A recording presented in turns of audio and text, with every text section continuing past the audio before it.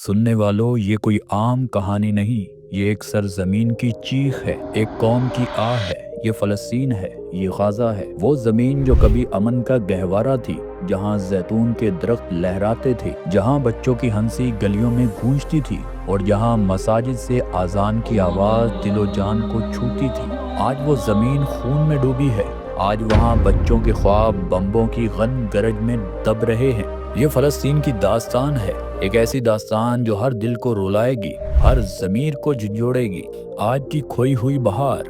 फ़लस्तीन वो सरजमीन जो सदियों से तीन अजीम मज़ाहिब का मरकज़ रही है, इस्लाम, ईसाईयत और यहूदियत। वो ज़मीन जहाँ मस्जिद अक्सा खड़ी है, वो किबला अव्वल जो हर मुसलमान के दिल की धड़कन है। कभी यहाँ जैतून के बागात थे, बाज़ारों में रौनक थी और लोग एक दूसरे के साथ मोहब्बत एहतराम से रहते थे। फ़लस्तीनी सकाफ़त अपनी शायरी, मौसीकी और दस्तकारी के लिए मशहूर थी।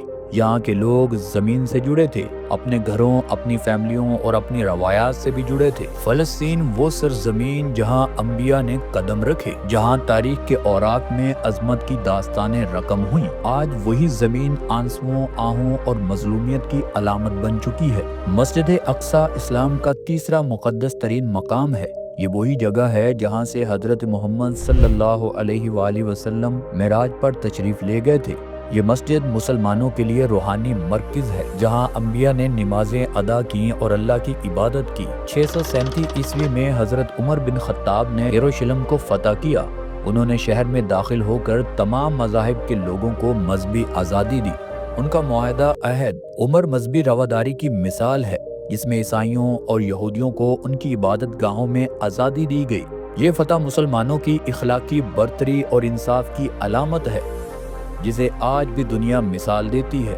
हजरत उमर के बाद एक बार फिर यरूशलेम ईसाइयों के कब्जे में चला गया। फिर आता है 1187 ईस्वी। सलाहुद्दीन अयूबी ने यरूशलेम को सलीबियों से आजाद करवाया। उन्होंने शहर को बगैर खून रेजी के फतह किया और ईसाइयों को महफूज रास्ता दिया। उनकी रहमदिली और इंसाफ ने दुनिया को हैरान कर दिया। ये फतह मुसलमानों की अजमत और रवादारी की मिसाल है। फिर आई 20वीं सदी 1948, जब वो तूफान आया जिसे हम नक्बा कहते हैं। ज़ायोनिस्ट तहरीक जो यहूदियों के लिए एक अलहदा वतन के क़याम की ख्वाहिश रखती थी, इस तहरीक ने फ़लस्तीन की ज़मीन पर कब्जा शुरू कर दिया।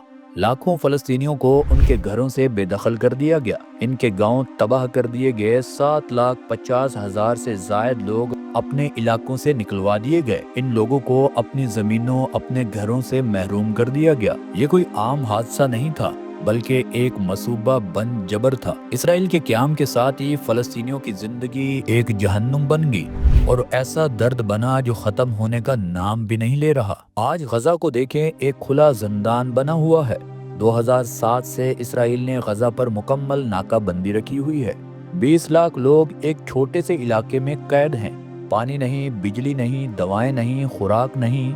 हर रोज बमबारी, हर रात खौफ। और ऑक्सफैम की रिपोर्ट के मुताबिक गुज़श्ता एक साल में गज़ा में 30,000 से ज़ायद बच्चों ने अपने वालिदैन खो दिए हैं। 60,000 से ज़्यादा फ़लस्तीनी शहीद हो चुके हैं, जिनमें 1/3 बच्चे भी हैं। तसव्वुर करें, एक माँ जो अपने बच्चे को सीने से लगाए रात भर जागती है, क्योंकि उसे डर है कि अगला बम उसके घर पर न गिर जाए। एक बाप जो अपने बच्चों के लिए एक रोटी का टुकड़ा ढूंढने निकलता है, लेकिन खाली हाथ लौटता है। एक बच्ची जिसकी उम्र सिर्फ 7 साल है, अपने भाई के जिस्म को मलबे से निकालने की कोशिश करती है, लेकिन इसकी छोटी सी ताकत नाकाम हो जाती है। ये कोई ख्याली कहानी नहीं, ये गज़ा की एक हकीकत है। एमनेस्टी इंटरनेशनल ने अपनी रिपोर्ट में कहा कि इसराइल की जानिब से गज़ा पर की जाने वाली कार्रवाइयाँ नस्ल कुशी के ज़ुमरे में आती हैं।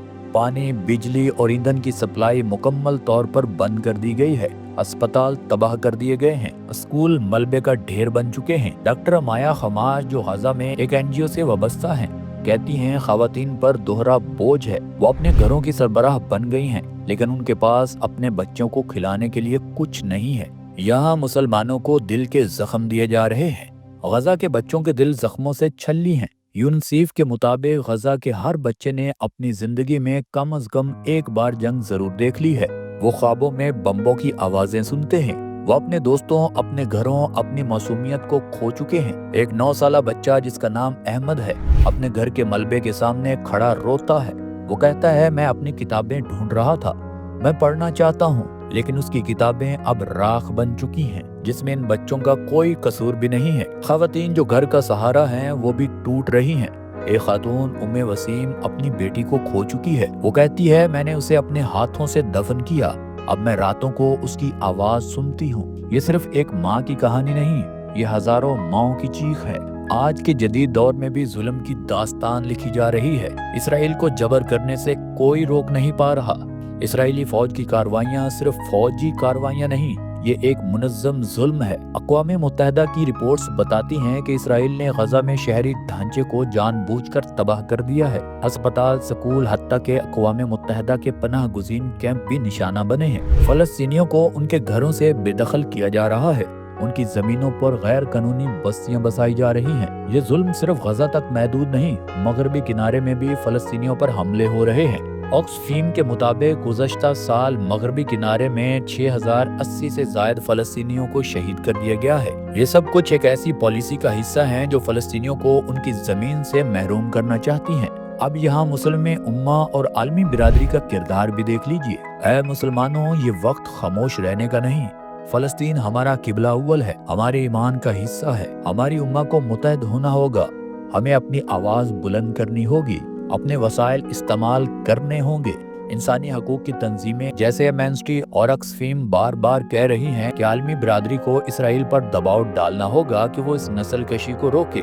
ہم کیا کر سکتے ہیں؟ سب سے پہلے ہم اپنے ہاتھ اٹھائیں اور فلسطین کے لیے رب سے رحم کی دعا مانگیں، کیونکہ یہ سب ہماری خاموشی کا ہی نتیجہ ہے۔ دوسرا، آگاہی پھیلائیں، اپنے خاندان، دوستوں اور سوشل میڈیا پر فلسطین کی آواز بنیں۔ تیسرا، عطیات دیں، ایسی تنظیموں کو امداد دیں جو غزہ میں لوگوں کی مدد کر سکتی ہیں، اور ایسی تنظیموں کو بھی سپورٹ کریں جو فزیکل وہاں پر جا کر مسلمانوں کے ساتھ کھڑی ہو سکتی ہیں، اور ایسی انٹرنیشنل تنظیموں کو بھی سپورٹ کریں جو انٹرنیشنلی ریسکیو کمیونٹی ہے، یہ بھی غزہ میں بہت کام کر رہے ہیں۔ ان کو بھی آپ سوشل میڈیا پر اور جتنا ہو سکے سپورٹ کر سکتے ہیں۔ مسلمانوں کے ویسے تو بہت سارے مطالبات ہیں، بہت سارے جذبات ہیں، مگر عالمی برادری کو بھی اپنا اب کردار ادا کرنا ہوگا۔